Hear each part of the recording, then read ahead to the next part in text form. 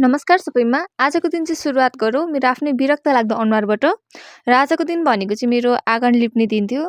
यति धेरै फोहोर भइरहेको थियो, हेर्दा पनि कस्तो घिनलाग्दो देखिरहेको थियो क्या। त्यही भएर मैले चाहिँ आँगन लिप्न थालेँ र अरू बेला पनि हिउँदमा सधैँ आँगन लिप्ने गरेको थियो। राम्रो देखिन्छ नि त हिउँदमा त, अब पानी पर्दैन ओर्दैन। र मैले चाहिँ आँगन लिपिसकेँ अनि मैले चाहिँ यता रोड बाटोतिर पनि लिपिदिएँ क्या। अब के गर्नु, आफ्नो आँगनमै छ होइन, लिप्नै पर्यो, सफा देखिन्छ नि त। त्यसपछि चाहिँ फेरि गएँ म लसुन बारीतिर पानी सिँचाइ गर्नुको लागि। अनि यहाँ चाहिँ हाम्रो पाइपबाट होइन स्प्रिङ्कलबाट पानी घुमाउँछौँ।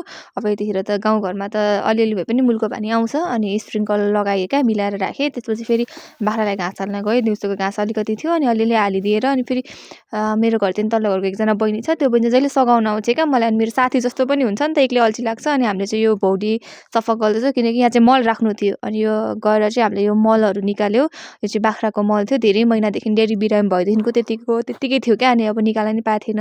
अरू बेला त सबै डेडीले गर्ने काम हो यो। पहिला त सक्दिनँ जस्तो लाग्थ्यो। अब अहिले त मूल गर्ने मान्छे नहुँदाखेरि सबै काम सकिँदो रहेछ क्या। अनि हतार त्यति सबै निकालिसकेर चाहिँ हाम्रो यो खाल्डो पनि भर्यो। र त्यति काम सक्नलाई चाहिँ 2 घन्टा लाग्यो। नि 2 घन्टाभित्रमा म चाहिँ हेर्नु धुस्रेर फुस्रे नै भएको छु होइन। अनि अब यसो नुहाइधुवाइ पनि गर्नु पर्यो भनेर म चाहिँ लागेँ नुहाउनतिर। अनि नुहाइधुवाइ गरिसकेर चाहिँ यसो चटपटे बनाएको थिएँ। दिउँसोको खाजा त खानै पर्यो होइन। अनि यसो घाम ताप्दाखेरि खाजाहरू खायौँ। मम्मी चाहिँ आजको दिन नगरपालिकामा जानुभएको थियो, मिटिङ थियो मम्मीको। खाजाहरू खाइसकेर चाहिँ अचारको लागि चाहिँ मैले कागती र खोर्सानी काट्यौँ। अनि यो चाहिँ हामीले कागती काटेँ, बुढीले खोर्सानी निकाली। र यो अचार लगाएको भिडियो चाहिँ म हजुरहरूलाई अचारको भिन्दै भिडियो बनाएर हजुरहरूलाई देखाउने छु। अनि आजको भिडियो अन्त्य पनि ड्याडीकै आशीर्वादबाट गरौँ। धन्यवाद।